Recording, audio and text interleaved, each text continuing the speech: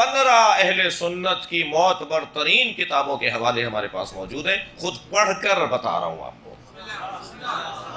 جی، کہ جس میں اہل سنت کی بزرگ محدثین کا اقرار ہے، تسلیم ہے کہ خانہ کعبہ میں علی کی ولادت ہوئی ہے، مولا مولود کعبہ ہے، اور مولود کعبہ بھی وہی جو میں عرض کرنے جا رہا ہوں کہ دروازے سے نہیں گئی ہیں بی بی، اگر دروازے سے چلی جاتی تو تاریخ کچھ اور لکھتی، چابی ابو طالب کے پاس تھی، لیکن بی بی ایک مرتبہ کعبے کا طواف کر رہی ہیں، کون دیکھ رہا ہے؟ حضرت عباس ابن عبد المطلب، نبی کے چچا دیکھ رہے ہیں۔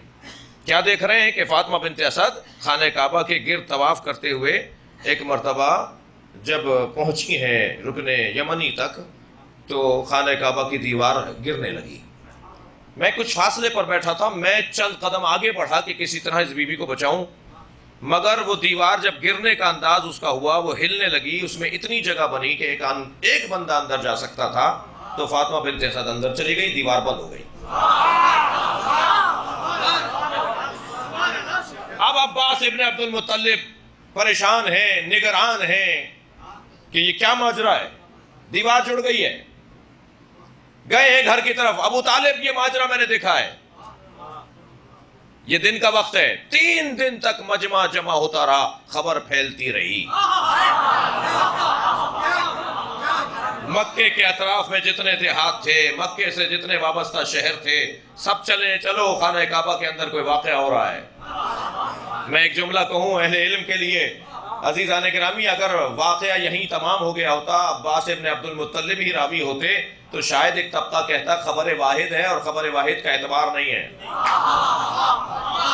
ان کے مطابق خبر واحد، ایک آدمی بول رہا ہے بھائی، خبر متواتر نہیں ہے، خبر واحد ہے، لیکن یہ خبر واحد کیسی ہے؟ جملہ دے رہا ہوں، اندر جاتے ہوئے ایک نے دیکھا ہے، آتے ہوئے پورے مکے نے دیکھا۔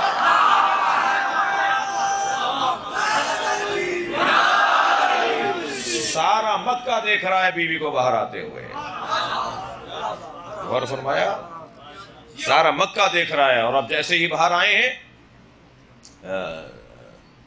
مگر اگر آپ تھکے نہیں ہیں تو ایک لمحہ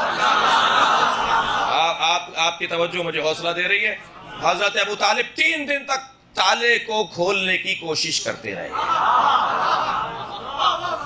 بھئی یہ سوال کرے گا نا بچہ کہ 3 دن تک تالا کیوں نہیں کھولا؟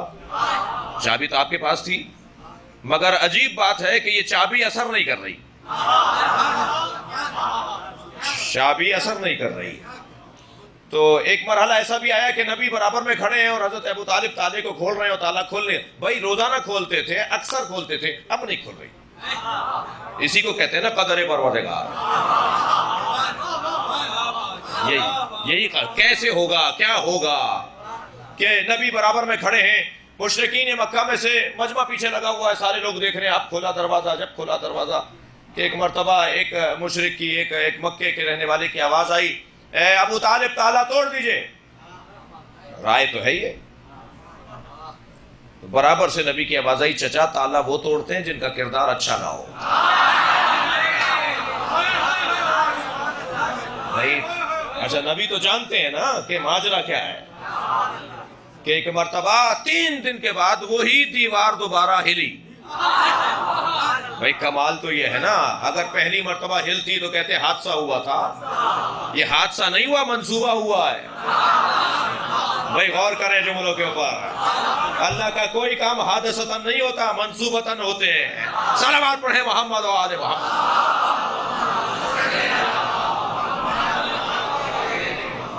وہی دیوار پھر کھلی اور نبی مکرم کو جناب ابو طالب کی آواز آئی، اے میرے بھتیجے، اے میرے لال، جاؤ اپنی چچی کو لے کر آؤ۔ سب سے پہلے قدم خانہ کعبہ میں نبی نے رکھا۔ ابھی اعلان نبوت نہیں ہوا ہے بھائی، ابھی اعلان نبوت نہیں ہوا ہے، اعلان نبوت اور ہے، نبوت اور ہے۔ یہ اس وقت کے انسانوں کی نااہلی تھی جو 40 سال کے بعد اعلان کر رہے ہیں۔ میں یہ جملہ ایک اور جگہ کہہ چکا ہوں یا تکرار کر رہا ہوں، ہمارے نبی 40 سال کے بعد نبی نہیں ہوئے، تمہیں آنے میں 40 سال دیر لگی ہے۔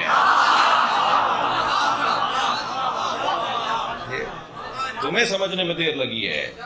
یہ تو اس وقت بھی نبی تھے جب آدم آب و گل کے درمیان تھے. جب حضرت آدم کا بھی وجود نہیں تھا، یہ اس وقت بھی نبی تھے. سرکار اندر گئے ہیں تو آگے بڑھ کر جناب فاطمہ بنت اسد نے فرمایا اے میرے لال اپنے بھائی کو گود میں لو. ایک حسین جمیل دو حسنوں ہوئی کا تو قصہ ہے بھائی. ایک حسن محمد، ایک حسن علی. ایک سکے کا یہ رخ، ایک سکے کا وہ رخ. ایک نور کے دو ٹکڑے جی. ایک کا جمال چچا کو اور دادا کو کہلوا رہا ہے کہ نام محمد رکھو، ایک کا حسن کہلوا رہا ہے اس کا نام علی رکھو. آگے بڑھ کے گود میں لیا، فرمایا اے میرے محمد، اے میرے لال، اس بھائی نے، تمہارے بھائی نے 3 دن سے کچھ کھایا نہیں ہے، آنکھیں نہیں کھولی ہیں، رویا نہیں ہے. میرے مولا نبی نے جیسے ہی گود میں لیا، اب آپ کی ولائی سماتے ہیں تو ایک جملہ اور کہہ دیتا ہوں. جب سننے والے اچھے ہوں نا تو پھر پڑھنے کو بھی دل کرتا ہے.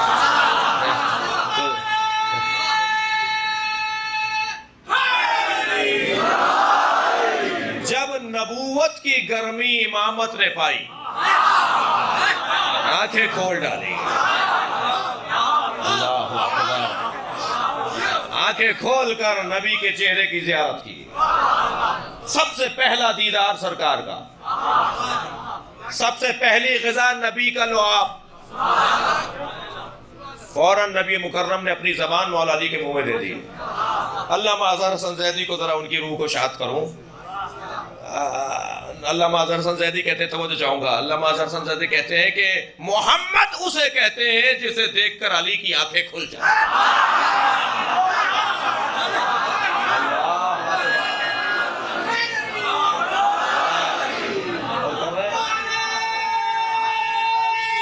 ہو جائے. ایک اور جملہ سن لیجئے علامہ اظہر حسن زیدی کا.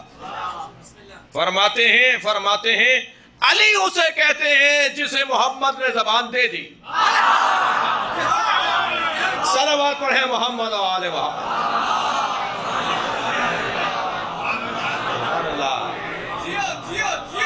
ایک اور صلوات ہدیہ نبی اور آل نبی.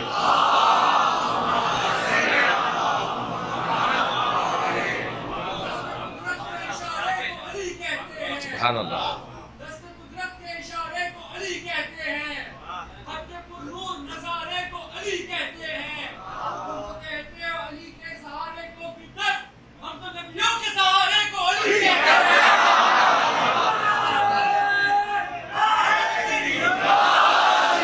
الحمدللہ.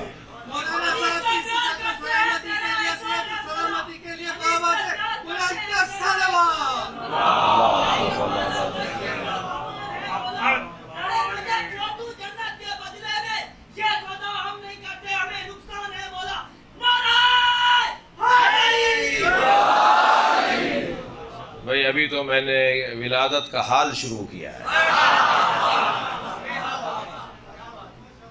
مولانا صاحب کی عزت و آبرو کے لیے، صحت و سلامتی کے لیے، برکت زندگی کے لیے بابا سے بلند تر صلوات.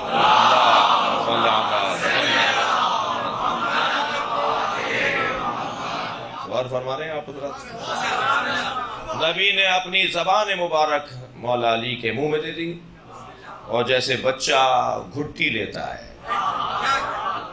پہلی گھٹی لعاب نبی. ساری زندگی مولا علی نے اس پہ فخر کیا ہے، ساری زندگی فخر کیا ہے. بارہا دہرایا ہے، بارہا اپنی زبان پہ دہرایا ہے، مجھے نبی کے لعاب سے گھٹی ملی ہے. میری دنیا میں پہلی غذا لعاب نبی ہے. اللہ اکبر. اور فرمایا آپ نے حضرت باہر آئے جناب فاطمہ بنت اسد کے ساتھ نبی مکرم اپنے بھائی کو گود میں لے کر. تو جیسے ہی دروازے پر پہنچے ہیں تو حضرت ابو طالب نے مبارکباد دی اور کہا فاطمہ مجمع لگا ہوا ہے. اب آپ تصور وہیں رہیے، اپنا ذہن وہیں رکھیے. مجمع مکے کے اندر، تمام اطراف کا مکے کا مجمع، ہزاروں کی تعداد میں لوگ موجود ہیں. خانہ کعبہ کے دروازے پہ بی بی کھڑی ہوئی ہیں اور نبی باپ اپنی پھوپھی، اپنی چچی کے برابر میں کھڑے ہیں. اپنی ماں بھی کہا ہے انہیں. فرمایا میری ماں تو بچپن میں مر گئی تھی، مجھے انہوں نے پالا ہے. جناب فاطمہ بنت اسد مولا علی کی ماں کو اپنی ماں کہا ہے. ابو طالب ایک جانب کھڑے ہیں، نبی مکرم ایک جانب کھڑے ہیں، بیچ میں جناب فاطمہ بنت اسد کھڑی ہیں. حضرت سے آواز دے کر کہا ذرا بتاؤ کعبے میں ہوا کیا ہے؟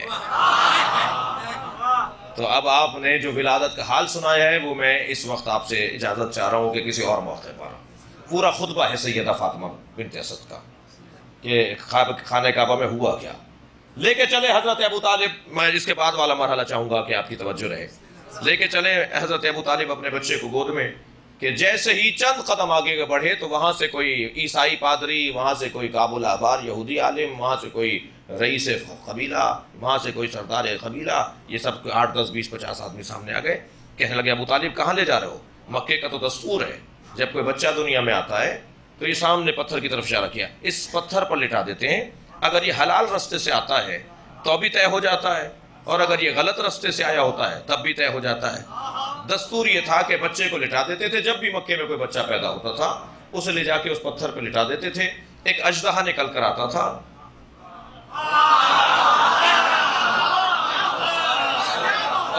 اور وہ اس بچے کو سونگھتا تھا.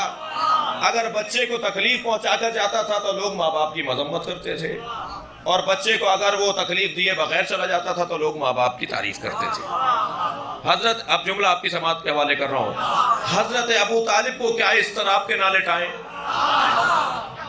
جا کے لٹا دیا حضرت ابو طالب نے اس پتھر پر. اب وہ اژدہا چل کر آیا، توجہ چاہوں گا، وہ اژدہا چل کر آیا، جیسے ہی اس نے مولا پر پھن پھیلایا، میرے مولا نے ننھا سے ہاتھ اٹھا کر اس کے ایک منہ کی ایک جانب پکڑا، اس کا گال پکڑا، دوسرا ہاتھ بلند کیا، اس کا دوسرا گال پکڑا اور اسے پھاڑ ڈالا.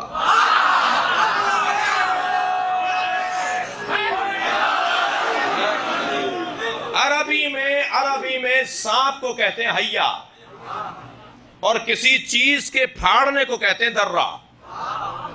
جیسے ہی مولا نے حیا درہ تو مجمع نے ایک دوسرے سے کہنا شروع کیا حیا درہ، حیا درہ. آواز آنے لگی حیدرہ، حیدرہ.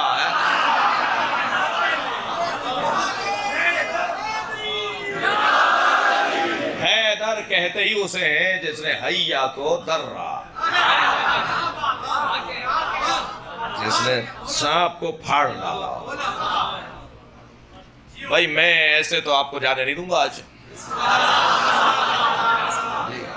آگے بڑھ کر بڑی پیار سے آنکھوں میں آنسو بھر کے عشق شوق حضرت ابو طالب نے اپنے بچے کو اٹھایا.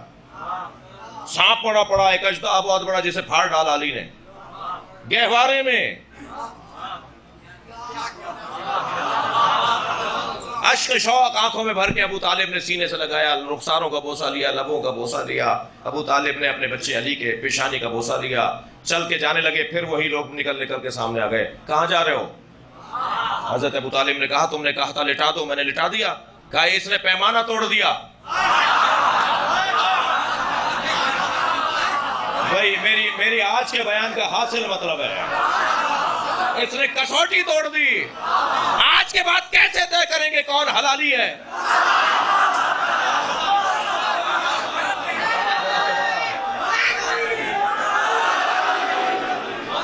برابر سے نبی کی آواز آئی، چچا کہہ دیجئے آج کے بعد یہی کسوٹی ہے. جس کے دل میں علی کی محبت ہوگی وہ حلالی ہے.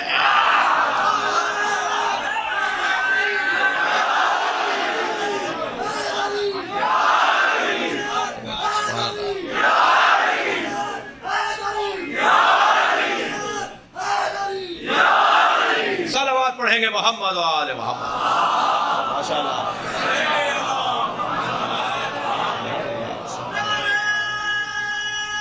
ماشاءاللہ ماشاءاللہ.